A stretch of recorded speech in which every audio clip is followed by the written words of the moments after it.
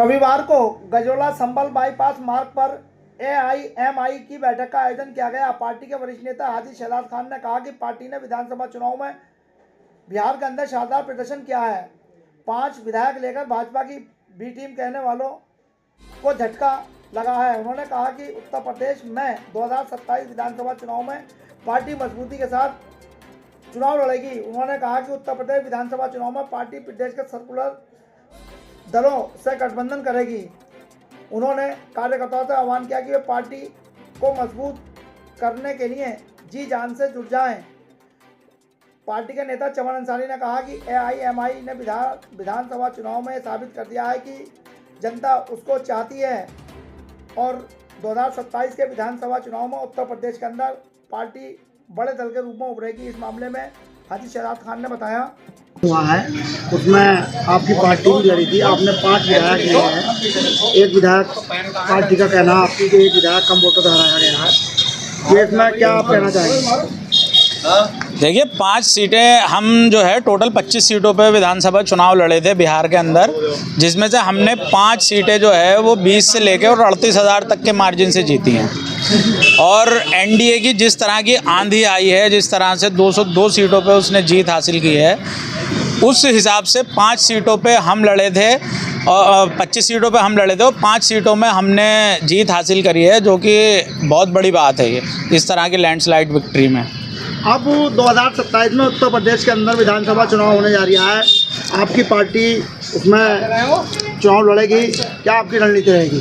देखिए बिल्कुल हमारे सदर जो हैं बैरिस्टर असदुद्दीन ओवैसी साहब इस बात का ऐलान कर चुके हैं कि हम इस बार पूरी मजबूती के साथ में उत्तर प्रदेश का चुनाव आली जनाब शौकत अली साहब जो प्रदेश अध्यक्ष हैं उत्तर प्रदेश के, उनके नेतृत्व में हम यहाँ पर लड़ेंगे। और हम लोग जो सेकुलर पार्टियां हैं जो बीजेपी को हराने के लिए कोशिश में लगी रहती हैं, उन लोगों से हम संपर्क करेंगे और ये कहेंगे उनसे कि भाई एक साथ मिलकर लड़िए ताकि बीजेपी को रोका जा सके। अगर वो गठबंधन में हमें लेते हैं तो बहुत अच्छी बात है, हम उनके साथ मिलकर लड़ेंगे। और अगर नहीं लेते हैं तो भाई फिर हम अपनी क़यादत को खड़ा करने के लिए, अपनी हिस्सेदारी को लेने के लिए हम लोग पूरी ताकत से उत्तर प्रदेश का चुनाव लड़ेंगे, जिसके लिए 200 सीटों का चयन हमारे प्रदेश अध्यक्ष द्वारा कर लिया गया है। विपक्ष लगातार आपकी पार्टी को आरोप लगा रहा है कि भाजपा की बी टीम है और विधानसभा बिहार के अंदर इनने बहुत काफ़ी नुकसान पहुँचाया, उसमें आपको क्या कहना है?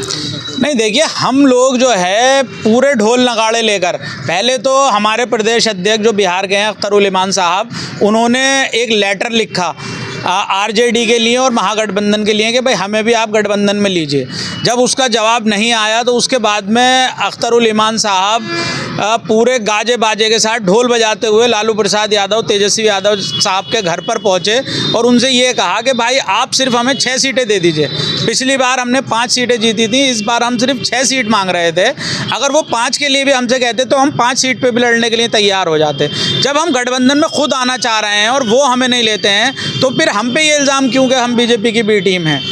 आप ये बताइए कि जब बहुजन समाज पार्टी वहाँ पर लड़ सकती है, आम आदमी पार्टी वहाँ पर लड़ सकती है जाकर सारी सीटों पर, तो भाई मजलिस इत्तेहादुल मुस्लिमीन अगर लड़ती है सिर्फ 25 सीटों पर, तो इन लोगों के पेट में दर्द क्यों होता है?